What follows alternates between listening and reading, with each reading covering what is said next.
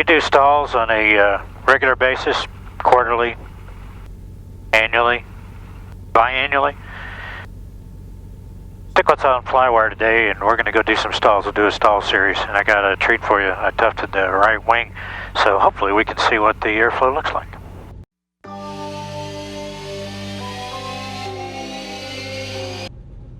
Today on FlyWire, I got to go down to Austin for something, a little bit of business.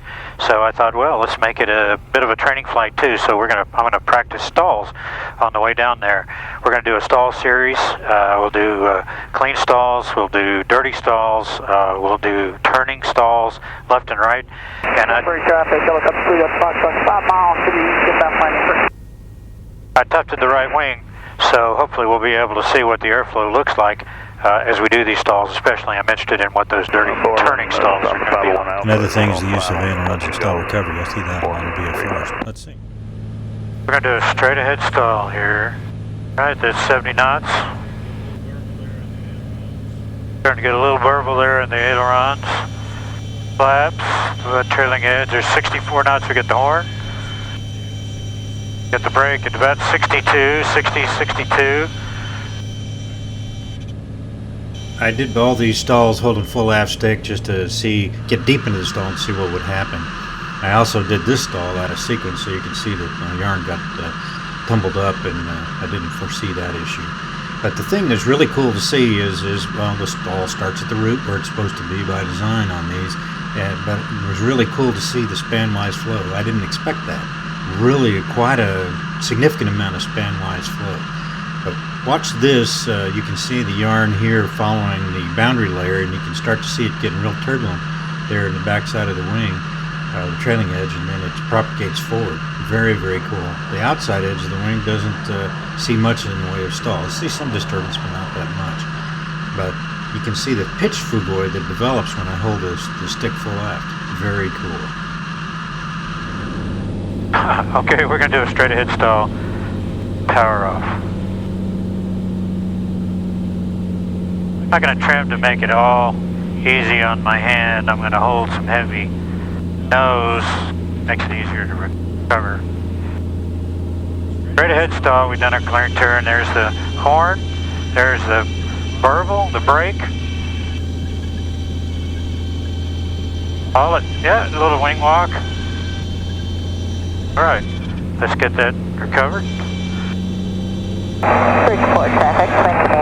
Wing, let's do a turning stall. Center to north-northeast, planning left traffic, 36 Bridgeport. There's the brake. Then we reattach and get a little bit of span-wise flow. That's pretty cool. Alright. Traffic. Time to put the gear down. Alpha is approaching the field from the west. Enter left downwind for 35, full stop, hold them. There's full flap, or we're going to go to full flap. Gears down, flaps are full.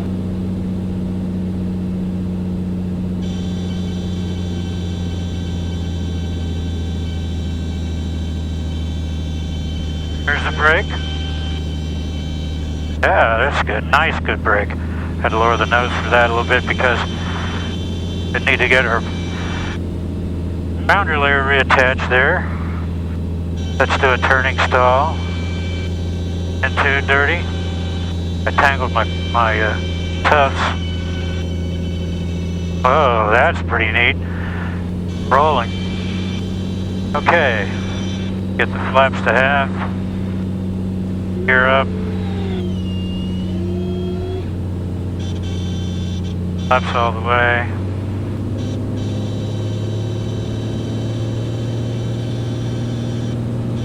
Alright. Steel traffic, copy 501 Alpha, turning base for 35. Do another turning stall.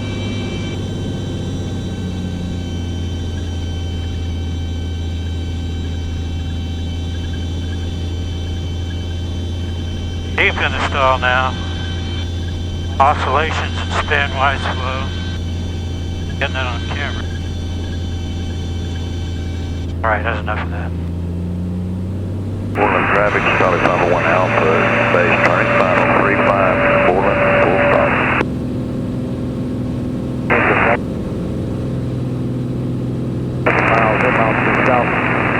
getting down the end of the LTV approaching. All right.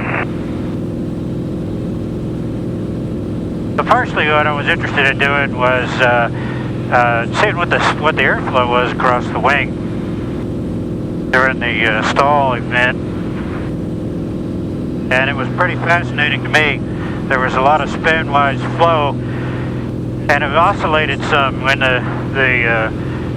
you'd release the pitch, and the nose would drop a little bit on its own. I didn't do that, and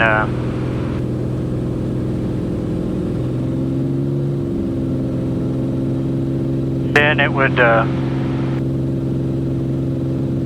stop the spin-wise, Bridgeport traffic, which is fascinating to me.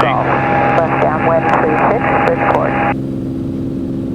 Important to note that that wing rock you see is solely a result of the adverse yaw that I'm inducing with the aileron. As you noticed in the first stall I showed in the video, there was none of that. So it kind of speaks to not using the aileron during the stall recovery. You're not going to pick up the wing that way. Use a rudder. Use the rudder. But it was fascinating to me to see that. I'd tried, first time I ever did really long tufts.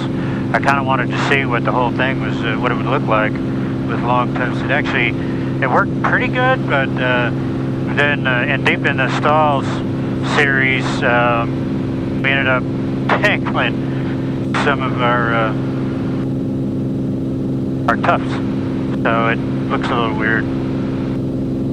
But what we saw really was where the stall break happens, which is inboard, which we expect. It's the way the wing should be designed for a GA airplane. Basically, anything really, an airline or whatever, transport, commercial jets, all that kind of stuff. You design it so the stall happens in the middle, and you still have aileron control. The problem with using the ailerons in a stall is it creates adverse yaw. Traffic experimental 457 Tango Charlie. And you need two things to the northwest. to spin an airplane. You need stall and then you need yaw. And ailerons can do that if you have adverse yaw. So anytime you're stalling, you want to use a rudder. Don't use the ailerons, use the rudder. You can relax the back pressure a little bit, and you can use the ailerons then because you reduce the AOA. And that's the important thing, is reducing the AOA. So that's how you reattach the boundary layer. And I was probably a little bit busy to talk through all of that. I probably should have talked through that. Maybe we'll try another one here in a few minutes where I can concentrate on that and talk about relaxing the back pressure, getting the boundary layer reattached. But I really need to see the film and see if it worked. But that was fun. Anyway, I do stalls on a regular basis in different airplanes. So I had that touch, I had that feel of where the stall is, because you never quite know when the stall is going to happen to you. I mean, it can happen inadvertently. You're not going to be paying attention. You're distraction doing something else, and that's when you stall the airplane. And the traffic pattern, pulling too hard, that's the most common. Anyway, I like to know where the stall is. I know how to reattach the boundary layer. Didn't really do this per PTS or ACS. That's not really my goal here, my objective. My objective is to reattach the boundary layer, see what it looks like, visualize what the stall, the airflow looks like over the wing, and then reattach the boundary layer, and see what the oscillations are like. It's kind of different. Bonanza 5079 Charlie. Each airplane's a little bit different, even airplanes within the same design. So there you have it. Stalls in the A36 Bonanza. What did we learn today? Well, we learned that yarn is good for more things than just messing with cats. And it actually did a really good job of helping us visualize what the airflow is across the wing.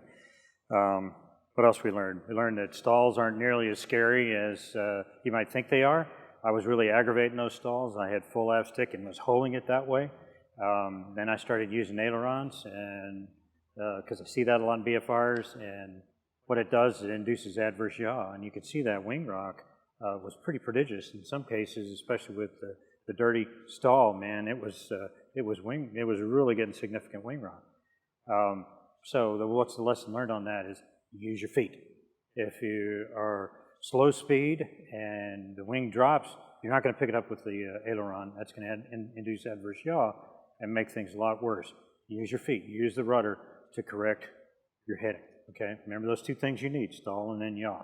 Let's not put that yaw in there, and then all we have to deal with is the stall. How do you break the stall? Break the airway, okay?